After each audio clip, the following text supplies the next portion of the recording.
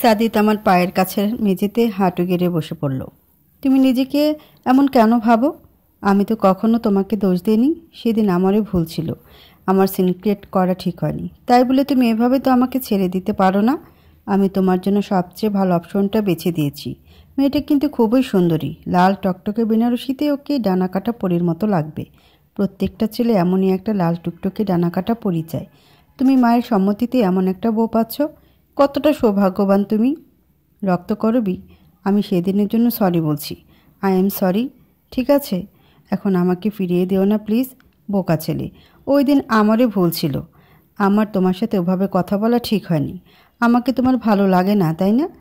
I am not your type, right? Yes, you are not my type, but I really like you. মাকে আমি sorry বলবো।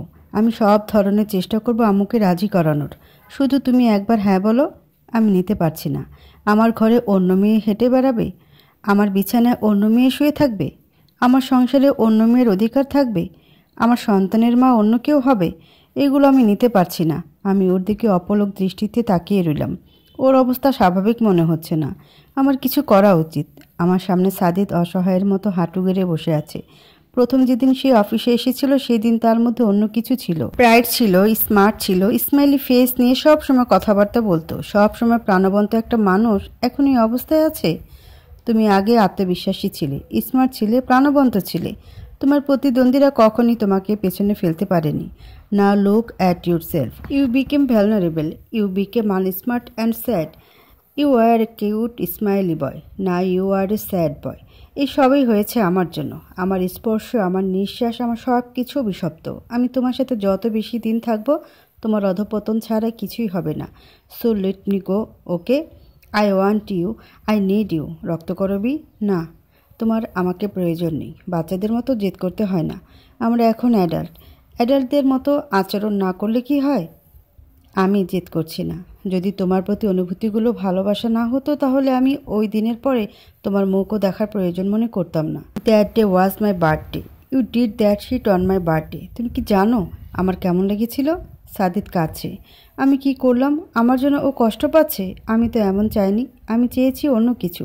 আমি অনেক বড় ভুল করে ফেলেছি। সাদিতের চোখের পানি মুছিয়ে দেওয়ার সময় আমার হাত ধরে ফেলল।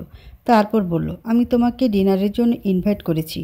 আমি নিজের জন্য কেক অর্ডার দিয়ে রেখেছিলাম। টেবিল বুক করা ছিল। শুধু তুমি আসবা। তুমি এসেছিলে, কিন্তু আমার জন্য না। তুহিনের সাথে ডিনারে এসেছিলে। তুমি আমার বার্থডে ভুলে গেছো মানলাম। তোমার কাছে আমার গুরুত্ব কম, তাই বলে কি শূন্য? রক্তকরবী, আমি কিভাবে ওকে বোঝাই? ওর গুরুত্ব এতটাই যে ওর কাছে যাওয়ার সাহস আমার মধ্যে জন্মাতে পারছি না। আমার শুধু মনে হয় আমার অল্প একটু স্পর্শে এসে ভেঙে চুরে যাবে। সেটা কি হয়নি? আমার ওকে স্পর্শ করতে প্রচণ্ড ভয় লাগে। সেদিন যা হয়েছিল, তুহিনের সাথে আমার হঠাৎ করে রাস্তায় দেখা। আমার ইউনিভার্সিটি লাইফের ফ্রেন্ড।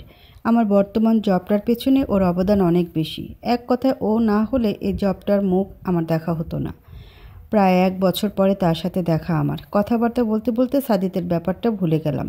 অন্য কোনো রেস্টুরেন্টে গেলেও একটা কিছু বলে সাদিতকে ঠান্ডা করা যেত। দুজনে গেলাম একই রেস্টুরেন্টে। খাবার অর্ডার দিয়ে দুজনে গল্প করছিলাম, তখনই সাদিতের আগমন হলো। আমাকে কিছু ভেবে ওঠার আগে প্রশ্ন করে বসলো, এখানে কি করো? ডিনারে এসেছি। তুহিন অবাক হয়ে আমাদের দিকে তাকিয়ে আছে। তুহিনের সাথে যেহেতু আমার অনেক দিন পরে দেখা, তার উপর ওর সাথে কথাবার্তাও কম হতো। এর জন্যে সাদিদের বিষয়ে কিছুই কখনো বলা হয়নি। তোমার আজকে আমার সাথে ডিনার করার কথা ছিল। তোমার ফ্রেন্ডের সাথে তো না? আমার জানা মতে আমি প্রথমে তোমাকে ডিনারে ইনভাইট করেছি। আমার তখন কিছুটা ভেবে উত্তর দেওয়া উচিত ছিল। গাধার মতো উত্তর দিয়ে বসলাম, সরি সাদিত, তোমার থেকে ইম্পর্টেন্ট অনেকেই আছে আমার জীবনে। আর সবসময় যে তোমার সাথেই আমার ডিনারে আসতে হবে এমন তো না, তাই না? সাদিত উত্তর দেওয়ার আগে তুহিন বোকার মতো প্রশ্ন করে বসলো, ছেলেটা কে রিচি? আমার জুনিয়র কলিগ। জুনিয়রদের মাথায় ওঠানোর ফল এবার খাও। রেস্টুরেন্টে সিনক্রেট অলরেডি করে বসে আছে। তুহিনের কথায় সাদিতের মেজাজ বিগড়ে গেল। সাথে সাথে আমাকে প্রশ্ন করে বসলো, আমি কে? রক্তকরবী, তোমার ফ্রেন্ড এভাবে বললেন কেন? ঠিকই তো বলেছে। জুনিয়র ছাড়া তোমার সাথে আমার কোনো প্রকার সম্পর্ক নেই। আমার এখানে বাঁকা বাঁকা কথা বলা ঠিক হয়নি। আমার রাগ আমি নিয়ন্ত্রণ করতে জানি, কিন্তু সেদিন যে কি হয়েছিল, আমি আমার একমাত্র ফ্রেন্ডকে কখনো ওর বিষয়ে কিছুই বলিনি। এ ব্যাপারটাও ও ধরতে পেরে বেশি কষ্ট পেয়েছে। প্রিয় মানুষের বার্থডে মনে রাখাটা জরুরি। আমি সেই জরুরি কাজটা সেদিন ভুলে গেছিলাম। আমি যদি জানতাম ওর বার্থডে তাহলে হয়তো আমাদের এই পরিস্থিতিতে পড়তে হতো না। আমি কেন ওর বিষয়ে সব কিছু জানার চেষ্টা করি না, এটাও ওর ক্ষোভ ছিল। ও কি জানে কেন করি না? ও হয়তো বুঝবে না। সাদিদ সেদিন নিঃশব্দে প্রস্থান করেছিল। ওর নিঃশব্দতার কারণ আমি সেদিন খুঁজে দেখিনি। তারপরের দিনও আমি তার কোনো খোঁজখবর নেইনি। এতটা স্বার্থপর আমি? ও সব সময় আমার ছোটোখাটো বিষয় থেকে শুরু করে সব কিছু মনে রাখে। আমি কিভাবে করলাম এই কাজ? সাদিদের দুই গাল দুই হাত দিয়ে চেপে ধরে বললাম, আই এম সরি সরি সাদি, স্টপ ক্রাইং। সাদিদ ওর দুই হাত আমার হাতের উপরে রেখে বলল, আমি সেদিনের স্মৃতি ভুলতে পারছি না। তোমার ফ্রেন্ডের সামনে তুমি আমাকে অস্বীকার করেছো। আমি কিভাবে ভুলবো? আমি কি করলে তুমি ভুলতে পারবে?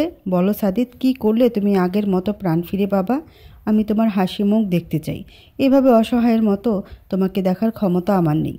কিছুই করতে হবে না, শুধু বলো ইউ আর মাইন। আমি ওর কপালে ছোট্ট করে চুমু এঁকে দিয়ে সম্মতি জানিয়ে বললাম, আই এম অল ইয়োর্স। এই তিনটা শব্দ বলতে আমাকে কী পরিমাণ সাহস সঞ্চয় করতে হয়েছে তার ধারণা সাদিদের নেই। আদৌ কি এই ধরনেরতে কারো সিচুয়েশন কেউ বুঝতে পারে? সাদিদের সিচুয়েশন পুরোপুরি বোঝার ক্ষমতা যেমন আমার নেই, ঠিক তেমনভাবে আমার সিচুয়েশন বোঝার ক্ষমতা ওর নেই। এই তিনটা শব্দের অর্থ আমি তোমাকে ভালোবাসি থেকেও গভীর আর জটিল। আমার উপর এখন ওর অধিকার তৈরি হয়ে গেল। আমার কি এখানে এই পরিস্থিতিতে অন্য কোনো অপশন ছিল? আমি ওর নই, এই বাক্য বোঝার ক্ষমতা হয়তো ওর নেই। আর তা না হলে ও বুঝতে চেষ্টাও করে না। সাদিদের দুই গাল এখনও ভিজে আছে। আমি বারবার মুছে দিচ্ছি, আবার ভিজে উঠছে। আমাকে না পাওয়ার ভয়ে কষ্টে একটা মানুষ এভাবে কাঁদতেও পারে? আমার কল্পনার জগতের বাইরে। আমি তো হুট করে কোনো সিদ্ধান্ত নিই না। তাহলে কিভাবে এতটা স্পষ্টভাবে তার কাছে নিজেকে সঁপে দিলাম? এর পেছনে একটাই কারণ, আমার অবচেতন মন জুড়ে ওকেই পাবার আকাঙ্ক্ষা। অবচেতন মন হয়তো ওকে নিয়ে নানান রকমের। তাহলে এতটা পেঁচানোর কি দরকার ছিল আমার? তুমি আমাকে শুধু সান্ত্বনা দেওয়ার জন্য বলছো না তো? সান্ত্বনা দেওয়ার জন্য বললে তো আগেই বলতে পারতাম। পরিস্থিতি এতটা ঘোলাটে করার পরে সান্ত্বনা দেওয়ার কোনো কারণ নেই। পেটের মধ্যে কেমন শব্দ হচ্ছে, দুপুরে খাবার না খাওয়ার ফল। এছাড়া রাতেও আমার খাবারের সময় পার হয়ে গেছে। পেটের মধ্যে তো শব্দ হবেই। টিফিন বক্সের খাবার বের করতে মনে নেই, মনে হয় নষ্ট হয়ে গেছে। এদিকে সাদিদ তো নড়চড় করার নাম নিচ্ছে না। সাদিদ কি এখানে থেকে যেতে চাচ্ছে? সর্বনাশ! এখন বাসায় যাও। বাসায় যাওয়া যাবে না। ঝামেলা বাড়ায় লাভ আছে কোনো? রাগারাগি করে বাসা থেকে বের হয়ে আসছো, এখন মেজাজ ঠান্ডা করে বাসায় ফিরবা। ঝামেলা থেকে পালানোর চেষ্টা করলে ঝামেলা আরও বাড়বে। সত্যি বাসায় যাব? তো কোথায় যাবা? তোমার সব ফ্রেন্ড বিবাহিত, এদের বাসায় রাতের বেলা কোন মুখ নিয়ে যাবা? আর বলবা কি? কেন, আমার মুখ কি দেখতে খারাপ? ইউনিভার্সিটিতে অনেক জুনিয়র মেয়ে লাভ লেটার লিখেছিল, তাহলে সিনিয়রের সাথে কি? আমিও জানি না। আমি টিফিন বক্স থেকে খাবার বের করছিলাম আর কথোপকথন চালিয়ে যাচ্ছিলাম। সাদিদ পেছন থেকে এসে কানের কাছে কথাটা বলল, এত কাছে আসবা না, আমার পছন্দ না। সাদিদ আমার কানের কাছে চুল সরিয়ে অস্ফুটে সুরে বলল, finally you are all mine. আমি সবসময় একাই থাকতে অভ্যস্ত। ফুচকা খেতে যাওয়া শুরু থেকে রেস্টুরেন্টের ক্ষেত্রে একাই যেতে অভ্যস্ত। সাদিদের আসার পরে ওর সাথে মাঝে মধ্যে যাওয়া হতো, কিন্তু আমাদের মধ্যে বেনামি সম্পর্ক ছিল, যে সম্পর্কের কোনো নির্দিষ্ট অর্থ আমার কাছে ছিল না। আমার মনে হতো সাদিদের মোহ ছাড়া আমি কিছুই না। আমার এখনও মনে হয় কয়েকদিন আমার সাথে সম্পর্কে থাকার পরে ও নিজ থেকেই চলে যাবে। আমার মনে হচ্ছে আমার কারণে পরিবারের সাথে ওর মায়ের সাথে সম্পর্ক নষ্ট হবে। আমরা যতই যাই বলি না কেন, দিন শেষে পরিবারই সব। আবল তাবল ভাবছিলাম আর রোড সাইড ফুডের দোকানগুলোর পাশ দিয়ে হাঁটছিলাম। এখানে কাপলের অভাব নেই, বেশিরভাগই একে অপরকে খাইয়ে দিচ্ছে। বর্তমান যুগে এই ধরনের আদান প্রদান সম্পর্ক স্বাভাবিক। আমি কখনো নিজেকে ওদের স্থানে ভাবিনি। আমি ভেবেছিলাম জীবন হয়তো একাই কেটে যাবে। সাদিদ যে এভাবে। পেছন থেকে সাদিদের কণ্ঠ শুনে ধ্যান ভাঙল। আমাদের আজকে ডেটে আসার কথা। আমার নার্ভাস ফিল হচ্ছে, কেন হচ্ছে বুঝতে পারছি না। এটা আমাদের প্রথম ঘুরতে বের হওয়া না। আমার মনে হচ্ছে যদি এখান থেকে পালিয়ে যেতে পারতাম। সাদিদের পরনের পোশাক দেখে আমার সব চিন্তা উবে গেল। পরছেটা কি? 3/4 প্যান্ট আর হাফ হাতা গেঞ্জি, মাথায় পিকাচুর ক্যাপ পরেছে। আমি হাসি আটকে রাখার অনেক চেষ্টা চালিয়ে যাচ্ছি। সাদিদের মুখে হাসি ছিল। আমার হাসি আটকানোর চেষ্টা দেখে মুখ গোমড়ো করে বলল, এইটাই আমার কমফোর্টেবল আউটফিট। তোমার সাথে যদি কমফোর্টেবল ওয়েতে ঘুরতে ফিরতে না পারি, তাহলে আমি কার সাথে ঘুরবো? বাসায় কেউ আমাকে এভাবে তাদের সাথে বের হতে দেয় না। এবার খেয়াল করলাম ওরা হাফ হাতা গেঞ্জির দুই সাইডেই পিকাচুর হাস্যোজ্জ্বল ছবি। তাই বলে পিকাচুর ক্যাপ আর গেঞ্জি? আমি তোমার জন্য পিকাচুর ক্যাপ এনেছি, ম্যাচিং ম্যাচিং কাপল ক্যাপ। আমি তোমার সাথে ঘুরতে যেতে পারবো না। আর তোমার পিকাচুর ক্যাপ তুমিই রাখো। রক্তকরবী, তুমি আমাকে প্রমিস করেছো। তাই বলে এভাবে? তুমি এখন বাচ্চা না, শখের কোনো বয়স নেই। এই এক সমস্যা জুনিয়রের সাথে প্রেম করার। আশেপাশের মানুষ অলরেডি আমাদের দিকে তাকিয়ে হাসাহাসি করছে।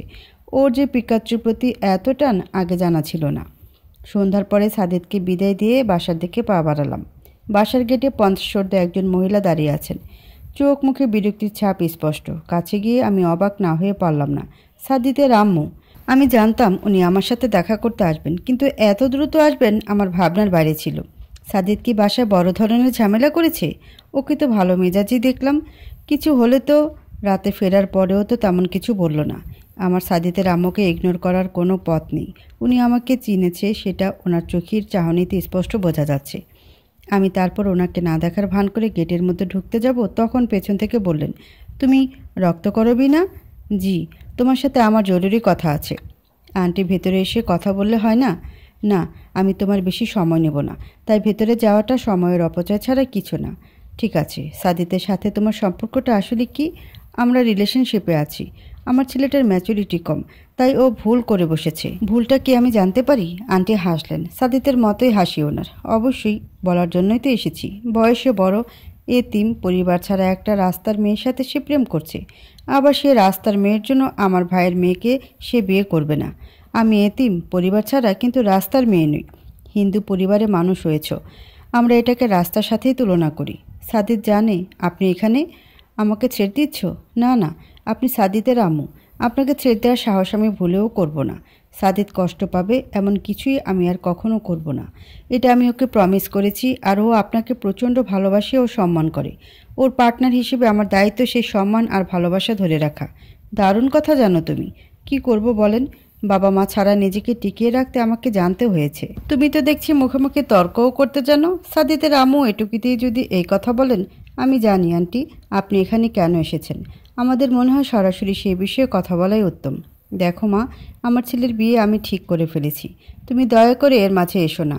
বিয়ের ডেট থেকে শুরু করে ভেন্যু পর্যন্ত ঠিক করা হয়ে গেছে। আত্মীয় স্বজনদেরও বলা হয়ে গেছে। এখন বিয়ে ক্যান্সেল হয়ে গেলে আমি আর আমার ফ্যামিলি বড় ধরনের লজ্জার মধ্যে পড়ে যাব। আমি জানি এখানে আমারই ভুল। আমি সেদিন সাদিদের সাথে ওই রকম ব্যবহার না করলে আজকে হয়তো এই সমস্যার সম্মুখীন। এসব চিন্তাভাবনা বাদ, এখন যা হবার হয়ে গেছে। বর্তমান সমস্যায় মনোযোগ দেওয়াই উচিত। যতক্ষণ না সাদিদ আমাকে না বলছে ততক্ষণ আমি ওকে ছেড়ে যাচ্ছি না। আমার ছেলের ম্যাচুরিটি বলতে কিছু নাই। ওর কথা তুমি বিশ্বাস করে সময় নষ্ট করো না। ও তো এখনও অফিসে কোন শার্ট পরে যাবে সেইটা নিয়ে কনফিউশনে ভোগে। সেখানে তার কোনো কথার কি ঠিক থাকার কথা? আন্টি, আমি আপনার সাথে তর্কে যেতে চাচ্ছি না। সাদিতের কানে গেলে ও কষ্ট পাবে। ও ম্যাচুর হোক আর ইম্যাচুর হোক, ওর সিদ্ধান্তই আমার সিদ্ধান্ত হবে। ও কিন্তু বিয়েতে প্রথমে রাজি হয়েছিল। ওর ফার্স্ট ডিসিশন ছিল আমার পছন্দেই বিয়ে করা। হ্যাঁ জানি, রাজি হয়েছিল আমার উপর রাগ করেই। আমাদের মধ্যে মনোমালিন্য চলছিল। দুজনে মিলে সেটা ভালোভাবে উতরেও গেছি। তুমি আমাকে অপমান করছো? আন্টি, আপনাকে অপমান করার ক্ষমতা আর সাহস আমার নেই। আমি শুধু আপনাকে আমার সিদ্ধান্ত বা মতামত যাই বলেন সেটাই জানালাম। রক্ত করবি? কিছু বলবে? আমার মনে হয় আপনাকে আমার খুব ভালো লাগে। আমি ভেবেছিলাম সাদিত হয়তো আমার সাথে এপ্রিল ফুল খেলছে, তাই আমিও মজা করে বললাম, কেন মনে হলো? আপনাকে দেখলে আমার হার্টবিট বেড়ে যায়। আমি তোমার সিনিয়র, হয়তো আমাকে ভয় পাও, এই জন্য হার্টবিট বেড়ে যায়। আপনাকে ভয় পাবো কেন? এটা ঠিক যে আপনি সবসময় নিখুঁত গম্ভীর ভাবটা নিয়ে রাখেন, তাই বলে ভয় পাওয়ার প্রশ্ন কেন আসবে? হয়তো হার্ট রিলেটেড কোনো সমস্যা হয়েছে। আজকাল তো ইয়াং ছোট বাচ্চারও হার্ট প্রবলেম হয়। কার্ডিওলজির ডাক্তার দেখাও। আমিও আপনার মতোই ভেবেছিলাম, তাই গত পরশুদিন ডাক্তারের কাছে গিয়ে চেক আপ করে আসছি। কোনো সমস্যা নেই। আমি ইসিজি রিপোর্টও নিয়ে এসেছি সাথে, যদি আপনার বিশ্বাস না হয়। সাদিদ সত্যি সত্যি সেদিন ব্যাগ থেকে ইসিজি রিপোর্ট বের করে আমাকে দেখিয়েছিল। আমি কি ডাক্তার? তারপর সে ডাক্তারের ফাইল বের করে দেখালো। খুবই বিব্রতকর পরিস্থিতিতে পড়েছিলাম সেদিন। দেখেছেন, আপনাকে দেখে আমার যে হার্টবিট বেড়ে যায় সেটার কারণ আমার হার্টের প্রবলেম না। তাহলে কারণটা কি? আপনাকে আমার খুব ভালো লাগে, যেটা প্রথমেই বলেছিলাম। হয়তো কলিগ হিসেবে ভালো লাগে না, পার্টনার হিসেবে। তো আমি কি করতে পারি? আপনার বলার ধরন হয়তো খুব বেশি কর্কশ হয়ে গেছিল। সাদিদের চোখ মুখে সেদিন আমি ভয় দেখিয়েছিলাম। ভয় দেখানোর উদ্দেশ্য আমার ছিল না। আমার এভাবে বলাটা ঠিক হয়নি। আমার আরেকটু নরম সুরে কথা বলা উচিত ছিল। আমি এখন যতবারই ভাবি আমার কেন যেন হাসি পায়। আমাকে প্রপোজ করতে এসেছে ইসিজি রিপোর্ট আর ডাক্তারের ফাইল নিয়ে। সাদিতের আম্মা যাওয়ার সময় শুধু একটা বাক্যই বলে গেছেন, তুমি আমার বাসায় কোনোদিন আমার ছেলের বউ হয়ে ঢুকতে পারবে না। আন্টির রাগ করাটা স্বাভাবিক। একটা বিয়ে শুধু নরনারীর এক হওয়া না, দুটো পরিবারের এক হওয়া। সাদিতের মাকে তার আত্মীয় স্বজনের কাছে অবশ্যই একমাত্র ছেলের বউয়ের ফ্যামিলি ব্যাকগ্রাউন্ড সম্পর্কে বলতে হবে। তখন উনি কি বলবেন? সাদিতের বাবাকে কি বলবেন? সমাজের উঁচু পর্যায়ের মানুষ সামনাসামনি কিছু না বললেও আড়ালে ঠিকই নানান রকমের থিওরি আদান প্রদান করবেন, এবং আজীবনের জন্য আমাকে নিয়ে আড়ালে বা সামনাসামনি নানান রকমের থিওরি আদান প্রদান চলবে। তাছাড়া সমাজের উঁচু পর্যায়ের বেশিরভাগ বিয়েগুলোই হয় দুই পক্ষের বেনিফিট দেখে। এক্ষেত্রে আন্টির রাগ হওয়াটা অস্বাভাবিক না। শুধু আমাকে দেখলে তো চলবে না। আমি না হয় একটা ভালো জব করছি, কিন্তু আমার তো কোনো অভিভাবক নেই। শুধু ভালোবাসা দিয়ে সংসার হয় না, সংসার হতে অনেক কিছুই লাগে। যেমন বাচ্চার জন্য শুধু সাদা ভাতে কাজ হয় না। আমার সব সময় আফসোস হতো, ইস, আব্বু আম্মু যদি আজকে বেঁচে থাকতেন তাহলে হয়তো আমার জীবনটাই অন্যরকম হতো। এত বেশি স্ট্রাগল করতে হতো না, একটা শান্ত স্বাভাবিক জীবন পেতাম। আজকে সে আফসোস কয়েক গুণ আকারে বেড়ে গেল। আজকে আব্বু আম্মু বেঁচে থাকলে হয়তো সাদিতের আম্মু আমাকে তার নিজের ছেলের জন্য দেখতে আসতেন। আসার সময় ফল, বিভিন্ন রকমের মিষ্টান্ন খাবার নিয়ে আসতেন। আমার মাথায় হাত বুলিয়ে বলতেন, আমার সাদিতের পছন্দ, মাশাআল্লাহ। সাদিত? হ্যাঁ বলো। সাদিতের কণ্ঠ শুনে মনে হলো সে ঘুমাচ্ছিল। রাত 11টা বাজে এখন। আমার ওর বাসার নিচে আসা ঠিক হয়নি। একটু নিচে আসতে পারবা? আমার প্রশ্নে ওর পাল্টা প্রশ্ন করা উচিত ছিল, কিন্তু ও প্রশ্ন না করে বলল, আসছি। ভদ্র আর শান্ত বয়ফ্রেন্ড। নিচে এসে অবাক হয়ে আমার দিকে কিছু সময় তাকিয়ে থেকে প্রশ্ন করলো, কোনো সমস্যা হয়েছে? সরি তোমার ঘুম ভাঙালাম। আরে আমি তো এত তাড়াতাড়ি ঘুমাই না। সাদিত মিথ্যা সুন্দর করে বলতে জানে না। আমি কি শেখানোর দায়িত্বটা নিব? চোখে মুখে ঘুম যে একদম লেপ্টে আছে। সাদিত এবার হাসলো। এই ভ্যাপসা গরমের রাতে তার হাসি আমার মন ছুঁয়ে গেল। মুভি দেখতে দেখতে চোখ লেগে আসছিল আর কি। তো হঠাৎ এখানে এত রাতে একা একা? কিন্তু আসা ঠিক না। এমনি আর কি, পাশ দিয়ে যাচ্ছিলাম তাই ভাবলাম দেখা করে যাই। এত রাতে কোথায় যাওয়া হচ্ছিল? এত প্রশ্ন কেন করো? সত্যি বলতে চাচ্ছ না কেন? তোমাকে দেখতে ইচ্ছা করছিল তাই চলে আসলাম। সাদিত এবার মাথায় হাত দিয়ে বোকা হওয়ার ভান করলো। আমার কেমন যেন লজ্জা লজ্জা লাগছে। সাদিত 2 হাত দিয়ে মুখ ঢেকে বলল, তোমার সেই ইসিজি রিপোর্ট আর ডাক্তারের ফাইল আছে? হ্যাঁ আছে। এখনও ওই ডাক্তারের সাথে দেখা হলে আমার মনে হয় তোমাকে খুব ভালো লাগে। আমার কেন মনে হয়? কারণ তুমিই একমাত্র মানুষ যে পার্টনার হিসেবে আমার পাশে থাকতে চেয়েছো। আমি এমন কাউকে কখনো পাইনি। আমার মতো ফ্যামিলি ছাড়া, ছন্ন ছাড়া মেয়েকে কেউ এতটা পছন্দ করতে পারে আমার জানা ছিল না। আমার এখনও বিশ্বাস হয় না তুমি আমাকে পছন্দ করো। কি করলে তোমার বিশ্বাস হবে? এখন যাই, বেশি দেরি হয়ে গেলে রিক্সা পাবো না। রাতের খাবার খেয়েছো? না, এখন গিয়ে খাবো। পাশে একটা ছোট্ট খাবার হোটেল আছে, ওরা চালের রুটি আর হাঁসের মাংস বিক্রি করে। লেট নাইট ডেটের অফার করছো? ঠিক তেমন কিছু না। আমার হঠাৎ করে খেতে ইচ্ছে করলো। আমি শুধু একবার খাওয়ার সুযোগ পেয়েছিলাম, তারপর আর যাবো বলে যাওয়া হয়নি। এত রাতে চালের রুটি পেলেও হাঁসের মাংস পাওয়া যাবে না? যাবে। ওখানকার বেশিরভাগ খাদকেরা লেট নাইটেই আসে। তুমি ডিনার করেছো না? হ্যাঁ। কেন? তাহলে এতগুলো রুটি কেনই নিয়েছো? কই এতগুলো রুটি? মাত্র 6টা। আর কবে খাওয়ার সুযোগ হয় ঠিক আছে নাকি? তুমি কি রাতে খাওনি? মায়ের সাথে রাগ করে খাইনি। আমি তোমাকে নিষেধ করেছি। আমাকে বিয়ের জন্য প্রচুর প্রেশার দিচ্ছে, কি করব? আমি বিয়েতে হ্যাঁ বলে দিব? আমি জানি তোমার তেমন কষ্ট হবে না, কিন্তু আমার তো কষ্ট হবে অনেক। আমি এতদিন বেঁচেছি, নিঃশ্বাস নিয়েছি নিজেকে একা ভেবেই। একাকিত্বের জালে মরণে ছিল আমার জীবন। আমি আশা ছেড়ে দিয়েছিলাম সুখী হবার। আমি আশা ছেড়ে দিয়েছিলাম একজন ভালোবাসার মানুষ পাওয়ার। কিন্তু সেই মৃতপ্রায় আশা আবার জীবন্ত হতে শুরু করেছে। আবার সুখী হবার স্বপ্ন উকি দিচ্ছে। আমি কেন কষ্ট পাবো না? এর জন্যই হয়তো আমি ওকে আমার কাছে আসতে দিতে চাইনি। আমার এখনই অসহ্যকর দম বন্ধ লাগছে। যখন এই সামনের মানুষটা আরেকজনের হয়ে যাবে তখন কি হবে আমার? তখন আমি একা কিভাবে বাঁচব? একজন মানুষকে ভালোবাসা যতটা কঠিন, তাকে সারা জীবন পাশে পাওয়া আরও বেশি কঠিন। একজন মানুষকে সারা জীবন পাশে পাওয়ার জন্য আমাদেরকে ঠিক কতটা স্যাক্রিফাইস, ফাইট করতে হয়? মাসি বলেন, বেডা মানুষ কখনো আপন হয় না। এরা পুরোপুরি ভালোবাসতে জানে না। বেডাগোতাই নিজের স্বভাবটা দিয়ে ভালোবাসা উচিত না। আমি অবশ্য ওনার কথা কখনো অবিশ্বাস করিনি। মাসিকে আমি হয়তো মায়ের পরে সবচেয়ে বেশি ভালোবেসেছি, কিন্তু প্রায়ই আমার ওনার জন্য খারাপ লাগে। আমার কারণ তাকে অনেক ধরনের কথা শুনতে হয়েছে। একজন ব্রাহ্মণ্য ধর্মের বাড়িতে মুসলমানের বসবাস বিষয়টা তাকে কতটা ঝামেলায় ফেলেছিল। মাঝে মধ্যে পুজোর সময় ফ্রেন্ডদের বাসায় গিয়ে উঠতাম। মাসি আমাকে প্রচণ্ড ভালোবেসেছিলেন, এই জন্যই হয়তো আমাকে স্বাবলম্বী না হওয়া অবধি তার বাসা থেকে বের হতে দেননি। একাদশীর সময় লুকিয়ে আমার হাতে টাকা গুঁজে দিতেন, যেন আমার খাওয়া দাওয়ায় কোনো প্রকার কষ্ট না হয়। এটাই ভালোবাসা, এটাই মাতৃত্ব। আমিও কি সাদিতের জন্য এভাবে ফাইট করতে পারবো? বা সাদিত কি পারবে? সাদিত অলরেডি ফাইট করছে তার আম্মুর সাথে। আমার হঠাৎ নিজেকে খারাপ মানুষ মনে হচ্ছে। আমার জন্য মা ছেলের মধ্যে সম্পর্ক নষ্ট হচ্ছে। আমার জন্য ওর পরিবারের সাথে সম্পর্ক ভেঙে যাচ্ছে। সব কিছুর মূলে আমি। আমার মনে হচ্ছে আমার সামনে থাকা সহজ সরল সুন্দর মানুষটা আমার হবে না। সে অন্য কারোর জন্য তৈরি হয়েছে, তার ভাগ্য অন্য কারোর সাথে জুড়ে দেওয়া। আল্লাহ আমাকে ভালোবাসা শেখানোর জন্য হয়তো আমার কাছে পাঠিয়েছেন। আমি যখন পুরোপুরি ভালোবেসে ফেলবো তখন ওকে দূরে সরিয়ে দেওয়া হবে। আমার পাপের শাস্তি স্বরূপ। আমার সেদিনের একটা ভুলে বাবা মা আগুনে পড়ে মারা গেলেন। আমার একটা ভুলের কারণে আমি বাবার আত্মীয় স্বজন আর মায়ের আত্মীয় স্বজনদের থেকে বঞ্চিত হয়েছি। আমার জন্মই আজন্ম পাপ। আমার স্পর্শ অভিশপ্ত। Sadit is suffering. আমার ওর সাথে বেনামি সম্পর্কে যাওয়াই ঠিক হয়নি। আমি যদি প্রথম থেকে ওকে কঠোরভাবে খাচ্ছ না কেন? আমাকে কেন ভালোবাসলে? আরও অনেক মেয়ে ছিল, তারা আমার থেকেও যোগ্য ছিল। Why me? এখনই উত্তর দিতে হবে? দিলে হয়তো ভালো হতো। আমার মাথা খারাপ হয়ে যাচ্ছে হাজার হাজার প্রশ্নে। তো হাজার হাজার প্রশ্নের উত্তর একটাই, আপাতত একটা হলেই হবে। কারণ কারণ সাদিত খাওয়া বাদ দিয়ে কিছু সময় ভেবে বলল, কোনো কারণ নেই। ভালোবাসা একা একা গুটি গুটি পায়ে হেঁটে চলে এসেছে। এখন কি করব বলো? চলে আসলে তো আর ফিরিয়ে দেওয়া যায় না, তাই রেখে দিলাম। তাহলে এখন ফিরিয়ে দাও। না, সম্ভব না।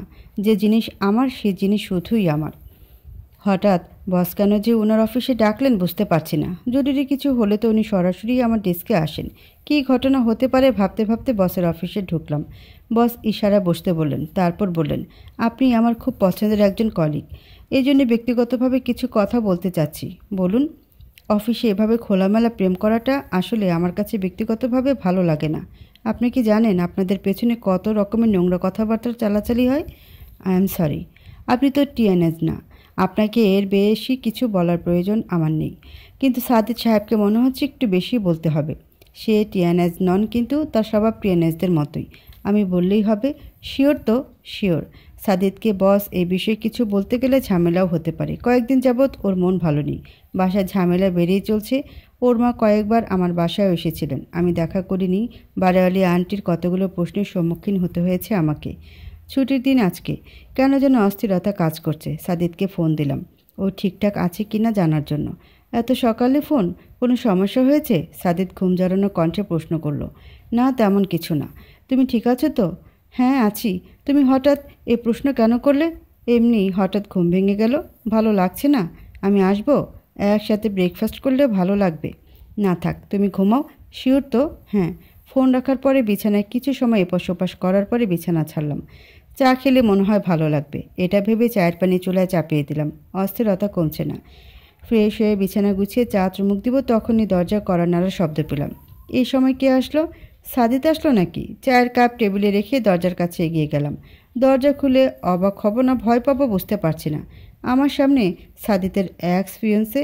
আমি যত দূর জানি সাদিত এনগেজমেন্ট ক্যান্সেল করেছে। নেই, সকাল সকাল অ্যাটম বোম এসে হাজির। এই সুন্দরী নারীর জন্যই সকাল থেকে আমার অস্থিরতা লেগেই আছে। আপু, আসসালামু আলাইকুম। সালামের উত্তর না দিয়ে থাকা যায়? আমি দরজার হ্যান্ডেল শক্ত করে ধরে রেখে সালামের উত্তর দিলাম। ওয়ালাইকুম আসসালাম। আমি আপনার সাথে কথা বলতে এসেছি। আচ্ছা বলুন।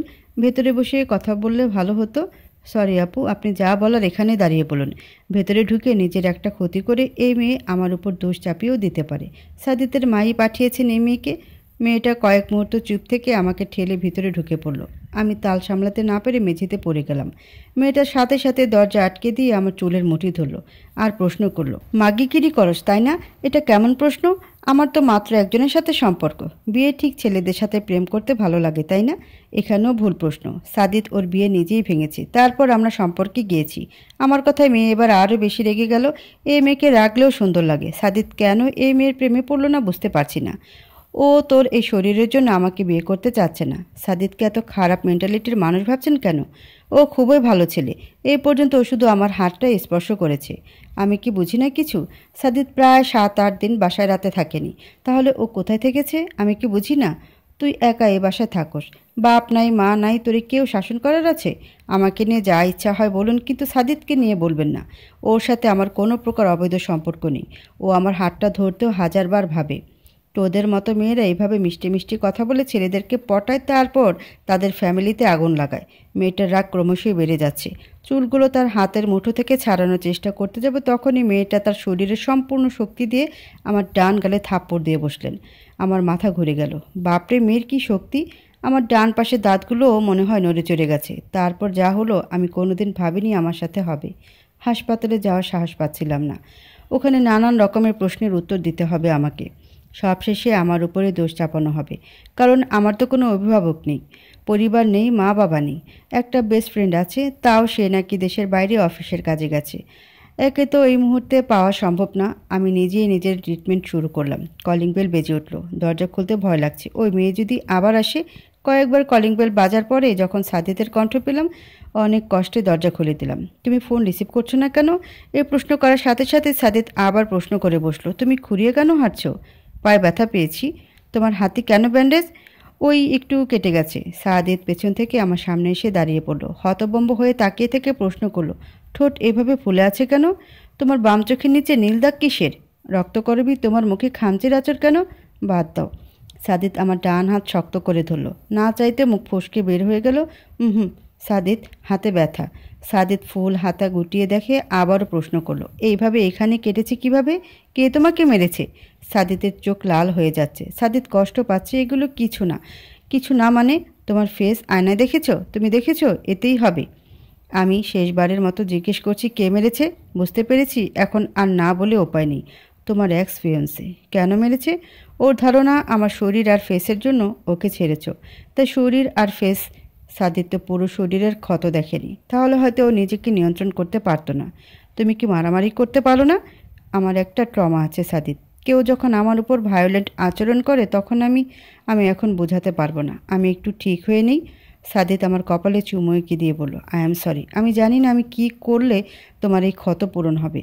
আই এম সরি রক্তকরবী। সাদিদ কাঁদছে। আমার তো এখন ভালো লাগছে না। ও কেন কাঁদবে? ও হাসবে সব সময়। ও আমার সামনে হাসবে, আমি ওর হাসি দেখব।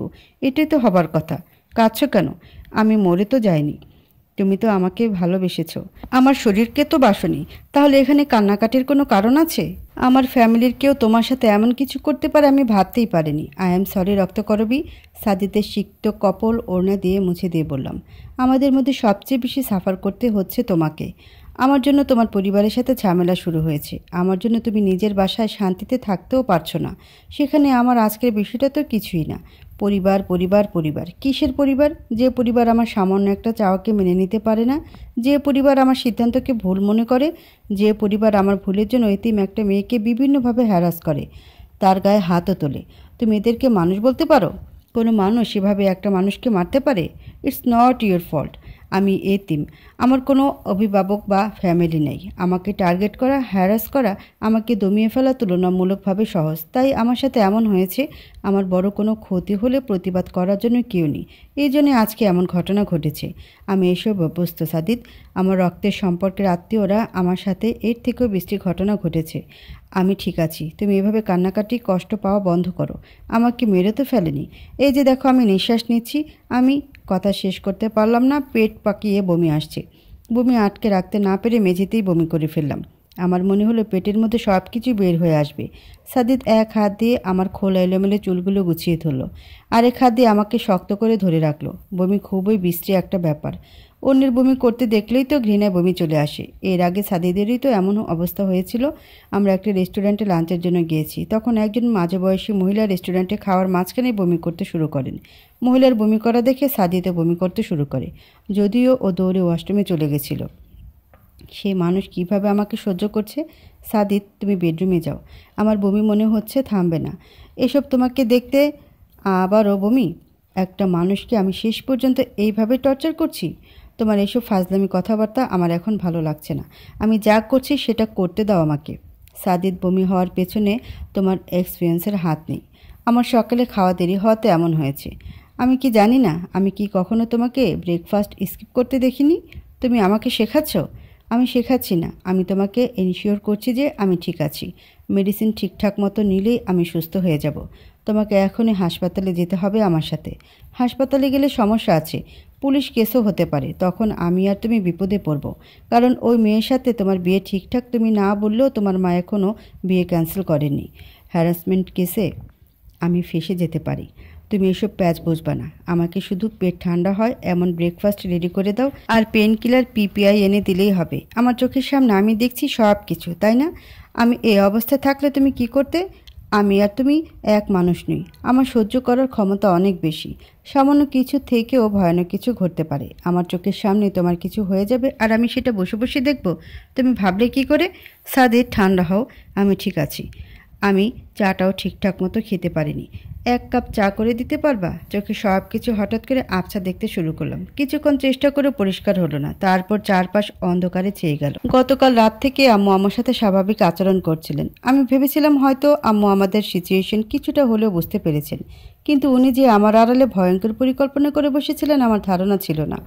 একটা প্রাইভেট হাসপাতালে আমার এক বন্ধু প্র্যাকটিস করে, ওকে ওই হাসপাতালে নিয়ে এলাম। সাধারণ জ্বর বা অন্য কোনো অসুস্থতা হলে যে কোনো হাসপাতালে নিয়ে যাওয়া যেত। ওর হাত, পা, মুখ, গলা স্পষ্টভাবে ফুটে উঠেছে আঘাতের চিহ্ন। অচেনা কোনো হাসপাতালে নিলে প্রাথমিকভাবে দোষ আমার উপরেই আসবে, আর আমি এই ঝামেলায় পড়লে ওকে দেখার কেউ নাই। ওর 1 মাসে আছেন, তার ঠিকানা, মোবাইল নাম্বার পর্যন্ত আমার কাছে নেই। এমতাবস্থায় বিশ্বাসযোগ্য কোনো চিকিৎসার দ্বারে যাওয়াই ভালো। আমার বন্ধু অবিশ্বাস নিয়ে জিজ্ঞেস করলেন, এই কাজটা ওই করেছে? তুই শিওর? হ্যাঁ, মেয়েটাকে তো দেখেই বোঝাই যায় না এতটা ভায়োলেন্ট হবার ক্ষমতা রাখে। আমি তো ভেবেছিলাম মাখনের মতো নরম, গোলাপের পাপড়ির মতো ছুঁয়ে দিলেই ঝরে যাবে। সেই মেয়ে এই কাজ করেছে। দেখ, তোর রক্তকরবী নিজেই কাজটা করে দোষটা অন্যের ঘাড়ে চাপাচ্ছে। এমন ভাবার কারণ কি জানতে পারি? অবশ্যই তোর রক্তকরবী প্রচণ্ড ইগোওয়ালা গোল্ড ডিগার। দেখ, প্রথমে তোর সাথে বেনামি সম্পর্কে জড়ালো। সেই সম্পর্কে কখনো তোকে বয়ফ্রেন্ডের মতো ট্রিট করছে, কখনো স্ট্রেঞ্জারের মতো। তুই যখন অন্য ছেলের সাথে রেস্টুরেন্টে হাতে নাতে ধরলি তখন কি করলো? বল বল কি করলো? অস্বীকার করলো, এমনভাবে যেন তোকে ও চেনেই না। তোকে ট্রাশ যেভাবে বিনে ফেলে দেয় ওভাবে ফেলে দিল।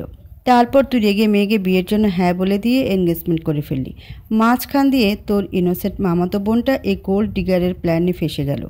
মেয়েটার সাথে তুই কাপলদের মতো কথাবার্তা বলতে শুরু করলি। ওইসব কথাবার্তা না, ফিউচার প্ল্যানার। তারপর তোর রক্তকরবী কফির অজুহাতে তোর সাথে আবার যোগাযোগ শুরু করলো। তারপর তুই এনগেজমেন্ট ক্যান্সেল করে দিলি।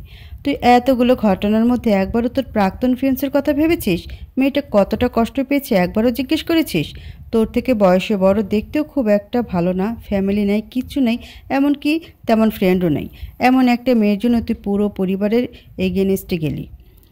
আন্টির কথা ভাবিস নাই, আঙ্কেলের কথা ভাবিস নি, আর নিজের কথা তো ভুলেও ভাববি না। ভাবলে এইরকম একটা মেয়েকে তোর জীবনে আসতে দিতি না। এই মেয়ে তোকে প্রথমে নাচিয়েছে আর তোর পকেট ফাঁকা করেছে। যখন দেখেছে তোকে আর নাচানো যাচ্ছে না তখন সম্পর্ককে একটা নাম দিয়ে। কেন দিয়েছে? তোর ভালোবাসার জন্য। না না, ভুলেও এটা হতে পারে না। এইসব মেয়ে শুধু নিজেকে ভালোবাসতে জানে। এই মেয়ে একমাত্র তোর নামে যে ব্যাংক ব্যালেন্স আর সম্পত্তিগুলো আছে সেগুলোর জন্য তোর সাথে আছে। তুই আজকেই বাড়ি ছেড়ে বের হয়ে আয়, দেখবি মেয়ের আচরণে বদলে যাবে। আমি এখানে এসব শুনতে আসিনি। সাদির দোস্ত, আমি তোকে ওই মেয়ের জন্য অনেক অনেক কষ্ট পেতে দেখেছি। যতবার ওই মেয়ে তোকে ফিরিয়ে দিয়েছে ততবার তুই আমার কাছে এসে মানসিক ভারসাম্যহীন মানুষের মতো আচরণ করেছিস।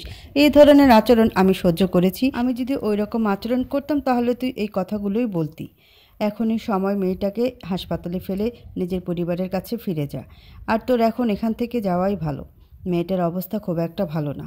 যে কোনো সময় যে কোনো কিছু হয়ে যেতে পারে। তুই তখন পুলিশি কেসে ফেসে যাবি। তোর ক্যারিয়ার, মান সম্মান শেষ হয়ে যাবে। আমার আসলে ওকে নিয়ে আসাই ভুল হয়েছে।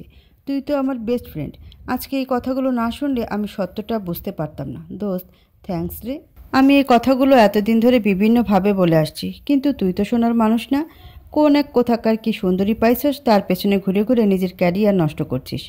আমাদের প্রত্যেকের জীবনে একাধিক অপশন থাকে। কোনোটায় প্রথম থেকেই আমরা সুখ খুঁজে পাই, আবার কোনোটায় দেরিতে। যদি আম্মুর পছন্দের পথ চলতে শুরু করি, আজ পর্যন্ত যা করে এসেছি, তাহলে মনের স্বস্তি, শান্তি হয়তো পাবো না প্রথমে, তবে সুন্দর স্ত্রী, বিশাল সম্পদ, মায়ের দোয়া, পুরো পরিবারের দোয়া নিয়ে একটা সময় সুখ ঠিকই খুঁজে পাবো। রিচির সাথে হয়তো প্রথমে সুখী হব, তারপর ওর তো এই ইহজগতে কেউ নেই, আমারও কেউ থাকবে না। এই পুরো জগতে আমি আর সে শুধুই। শুধু কি ভালোবাসাই প্রয়োজন? আরও কিছুর কি প্রয়োজন নেই? এইসব মেয়ে শুধু নিজেকে ভালোবাসতে জানে, কথাটা মাথায় বারবার ঘুরছে। মেয়েটার অবস্থা খুব একটা ভালো না, যে কোনো সময় যে কোনো কিছু হয়ে যেতে পারে। শেষবারের মতো ওকে একবার দেখে যাই। ও হয়তো অভ্যস্ত মানুষে না বলে চলে যাওয়াতে, কিন্তু আমি তো অভ্যস্ত নই। আমার জন্য তোমাকে অনেক ঝামেলা পোহাতে হচ্ছে, তাই না? রিচি টেনে টেনে ধীর সুরে প্রশ্নটা করলো। টনি মনে হচ্ছে কথা বলতে ওর খুব কষ্ট হচ্ছে। ঠোঁট শুকিয়ে সাদা হয়ে গেছে। যে ঠোঁট সবসময় লাল টকটকে থাকতো। না। এখন কেমন আছো? ভালো। তুমি এখন বাসায় যেতে পারো। দেখে তো ভালো মনে হচ্ছে না। চোখ মুখ বিবর্ণ হয়ে গেছে। চোখের নিচের নীল রঙের দাগ আগের থেকে আরও বেশি গাঢ় হয়েছে। বিছানার সাথে লেপ্টে আছে, কোনো মতে চোখ খুলে আছে। হয়তো আমি পাশে এসে বসেছি বলেই, নাকি এসবই তার আমাকে আটকে রাখার। আমি আর ফিরব না ভেবেছি। মিথ্যা বলার প্রয়োজন বোধ করছি না। ফাইনালি তুমি নিজের জন্য ঠিক সিদ্ধান্তটাই নিয়েছো। তুমি একা থাকতে পারবে? পারবো। আমি অভ্যস্ত Sadit. You didn't love me, did you? আমি জানি না। আমি শুধু চেয়েছি আর চাই তুমি সুখী হও। তোমার সুখ যদি আমার সাথে না হয় তাতে আমার কোনো আপত্তি নেই। রিচির কথা বলার ধরন পাল্টে গেছে। ঠোঁটের কোণে হাসি এনে বলল, পরিবারের সব সাদিত, এটাই তোমাকে বোঝাতে চেয়েছি এতদিন। তোমার কষ্ট হবে না, আমার জন্য ভেবো না।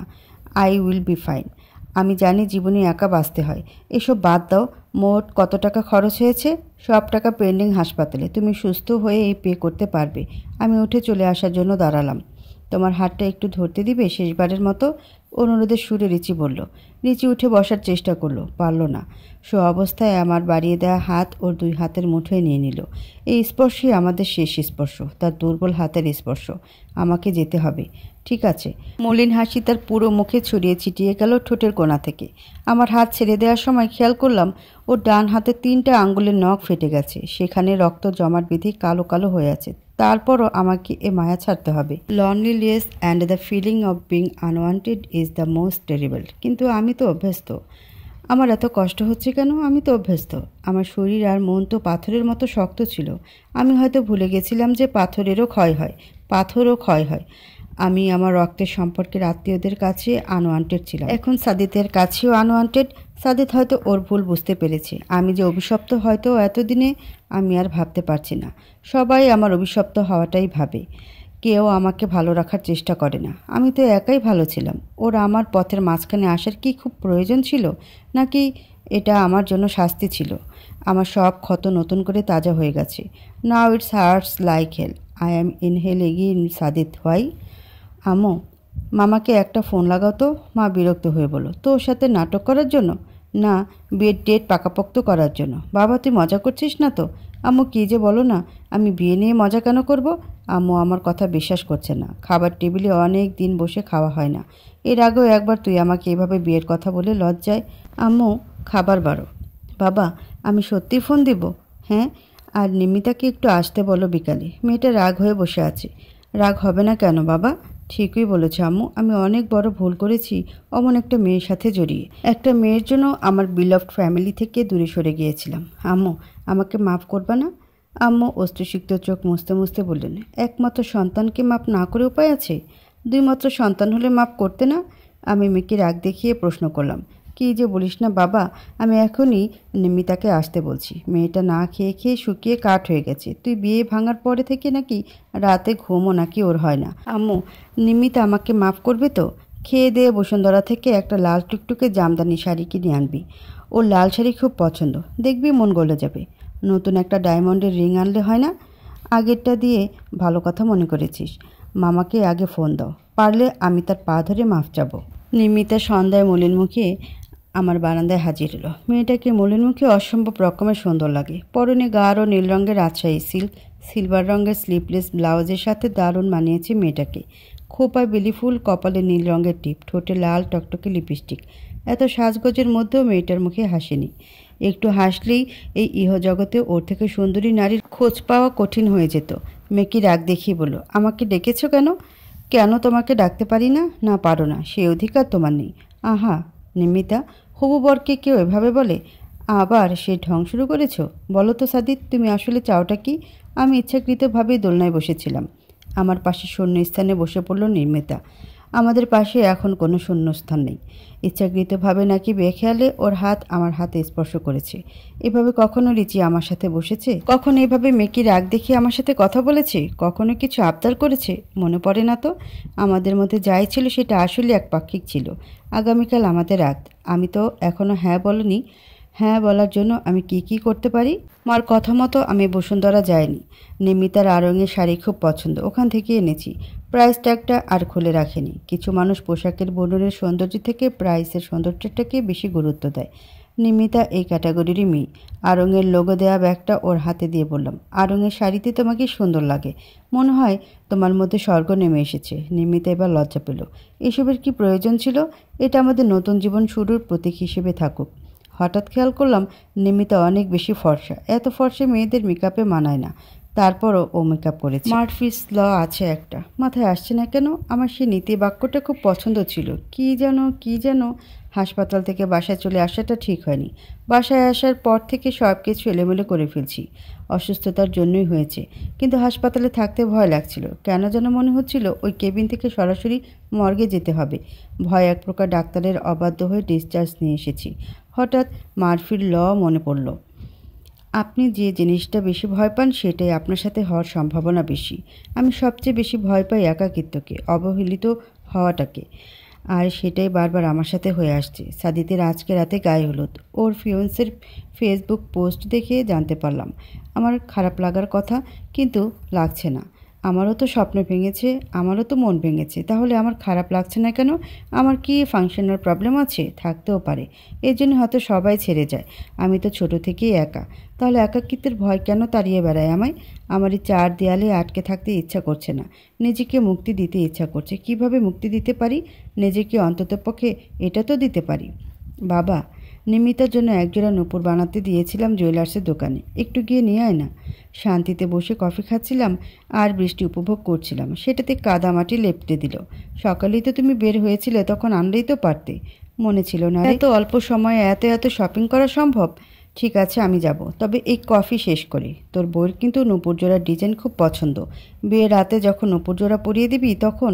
আম্মু, আমার লজ্জা লাগছে।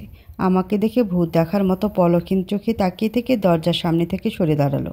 আমি বেহায়ার মতো ঘরের ভিতরে ঢুকে দরজা আটকে দিলাম। তুমি এখানে কেন? বিয়ের দাওয়াত দিতে আসলাম। ও, রিচির মধ্যে কোনো পরিবর্তন লক্ষ্য করলাম না। সাধারণত এই ধরনের ঘটনার ক্ষেত্রে মেয়েদের আশেপাশে যা থাকে সেটাই ছুঁড়ে মারে। ওর হাতে কি কিছু আছে? তাহলে সর্বনাশ হয়ে যাবে। ভালো করে তাকিয়ে দেখি ওর ডান হাতে ছুরি। তুমি কি এখন ওটা দিয়ে আমাকে খুন করবে? রিচি ওর হাতে ছুরি দেখে ফাঁকা দৃষ্টিতে কিছু সময় তাকিয়ে রইল। তারপর ধীরে ধীরে বলল, না তো, এটা তো আমি হাতে নিয়েছি নিজের জন্য। নিজের জন্য? হ্যাঁ। হাত কাটবো নাকি গলা সেটাই সিদ্ধান্ত নিতে পারছিলাম না। তুমি যেহেতু এসেছো তাহলে আমাকে সিদ্ধান্ত দিতে সাহায্য করো প্লিজ। অবস্থা যেমন ভেবেছিলাম তার থেকে 1000 গুণ খারাপ। আমি যদি এখন না আসতাম তাহলে হয়তো ওকে আমার আর পাওয়া হতো না। সাদিতের এখন এখানে থাকার কথা না, তারপরও সে এসেছে। কেন? নতুন করে আবার ক্ষত তৈরি করতে এসেছে যেহেতু, তাহলে ওকে কাজে লাগানো যাক। আমি সিদ্ধান্ত নিতে পারছিলাম না হাত না গলা কোনটা ছুরি চালালে দ্রুত মৃত্যু হবে। ও ভালো সিদ্ধান্ত দিতে পারবে। ও নিজের জন্যও তো ভালো সিদ্ধান্ত নিয়েছে। ছুরির ধারালো অংশে লাইটের আলো পড়েছে। সেই আলো প্রতিফলিত হয়ে আমার চোখে লাগছে। আলোটা একটু বেশি তীব্র মনে হচ্ছে না? প্রতিফলন যেন কি? শুধু কি আলোরই প্রতিফলন হয়? শব্দেরও তো হয়। যেমন সাদিতের ভালোবাসি বলাটা আমার মস্তিষ্কে সারাক্ষণ প্রতিফলিত হয়। প্রতিদিনই ঘটার জন্য শ্রোতা ও প্রতিফলকের দূরত্ব কমপক্ষে 16.6 মিটার হওয়া প্রয়োজন। ও আবারও ভুল করেছি। শব্দের ক্ষেত্রে তো প্রতিধ্বনি হয়। সব কিছু কেন যেন গুলিয়ে যাচ্ছে। যেমন সাদিত এতক্ষণ আমার থেকে বেশ দূরে দাঁড়িয়েছিল, এখন মনে হচ্ছে ও আমার খুব কাছে। আমার হাত থেকে সাবধানে ছুরি নিয়ে গেল। আমার দিয়ে দেওয়া ঠিক হয়নি। দেখা যাবে এই ছুরি ও ওর হবু বউকে দিয়ে দিল। আমার পছন্দ জিনিস তো ওর ওই মেয়েকে দিয়ে দেওয়ার অভ্যাস আছে, যেমন ও নিজেকে দিয়ে দিয়েছে। ছুরি টেবিলের নিচে ফেলে দিল। কেন ফেলে দিল? রক্ত করে বিহুম বলো। খুব অসুস্থ লাগছে? বুঝতে পারছি না, সব কিছু এলোমেলো লাগছে। তুমি নাই হয়তো তাই এমন লাগছে, তবে সমস্যা নেই, আমি এতে অভ্যস্ত হয়ে যাব। সাদিত আমাকে গভীর আলিঙ্গনে আবদ্ধ করে ফেলল। ওর নিয়ে একটু পরে বিয়ে, তাহলে আমাকে কেন? কিছু খেয়েছো? না, ভাত রান্না করতে পারছি না। ভাত কিভাবে রান্না করতে হয় জানো? জানি। তুমি এখানে কেন এসেছো? তাছাড়া আর কোথাও যাওয়ার নেই যে? তোমার হবু বউ অপেক্ষায় আছে। আমার হবু বউ তো আমার বাহু ডোরে। তোমার এসব কথাবার্তা আমার শুনতে ভয় লাগে অনেক। আই এম সরি রক্তকরবী, ওই সময় আমি না চলে না গেলে হয়তো তোমার বড় কোনো ক্ষতিও হতে পারতো। আর বিয়েটা, ওটা রিভেন্স, তুমি তো আর রিভেন্স নিবে না, তাই আমি আর কি। আই এম সরি, ওই সময় ওই একটা মাত্র কাজই আমি করতে পারতাম তোমার জন্য। এমন না যে সামনে কিছু হবে না বা আম্মু কিছু করবে না, কিন্তু আমি তাদের গোছানো একটা পরিকল্পনা উলটপালট করে দিয়েছি। মনে করো, এখন নিমিতা বউ সেজে বসে আছে, বিয়ে হওয়ার কথা 7টায়, এখন 7টা বেজে 20 মিনিট। বিয়ে বাড়িতেও গেছি, নাস্তা পানিও করে এসেছি, তারপর নুপুরানার নামে পালিয়ে এসেছি। বিয়ের আসর থেকে পাত্র পালালো, এমন শিরোনামে আগামীকাল খবরও ছাপতে পারে বা ফেসবুকে ভাইরাল হয়ে যেতেও পারে। ইনস্টাগ্রামে হলুদের দারুণ দারুণ ছবি আপলোড দিয়েছে নিমিতা, হয়তো বিয়ের সাজের ছবিও আপলোড দিয়ে দিয়েছে এতক্ষণে, কিন্তু বিয়ে হবে না। এর থেকে সুন্দর আর গোছানো প্রতিশোধ হতে পারে না। প্রকৃতি তো রিভেন্স নিতে জানে, হ্যাঁ, তবে কবে নিবে তার কোনো ঠিক আছে? তুমি যতটা কষ্ট পেয়েছো ততটা ওর পাওয়া উচিত। সাদিদ, তুমি আবার চলে যাবে না তো? আমি যাই করি, যাই বলি, যেখানে যাই, দিন শেষে আমি তোমার কাছেই সবসময় ফিরব। মাঝে মধ্যে তোমার শীতল ব্যবহারের জন্য মনে হয় চলে যাই, তারপর আবার ফিরে আসি, পথিক পথ খুঁজে পাওয়ার মতো। রক্তকরবী, আমার দৃঢ় বিশ্বাস এই বারবার ফিরে আসাটাই ভালোবাসা। আমার কোনো লাল শাড়ি নেই, আড়ং থেকে একটা লাল টকটকে জামদানি এনেছি, ওটাতে হবে? Sadid, I am all yours. Sadid আরও গভীর আলিঙ্গনে জড়িয়ে ধরল। আমি এত উষ্ণতা, এত স্নিগ্ধতা কখনো কোথাও পাইনি, শুধু এখন এই মুহূর্তে সাদিদের আলিঙ্গনে পেলাম। আমার এলোমেলো সব কিছু কীভাবে যেন আবারও গোছানো হয়ে যাচ্ছে। এটাই হয়তো ভালোবাসা, কাঙ্ক্ষিত সেই অনুভূতি।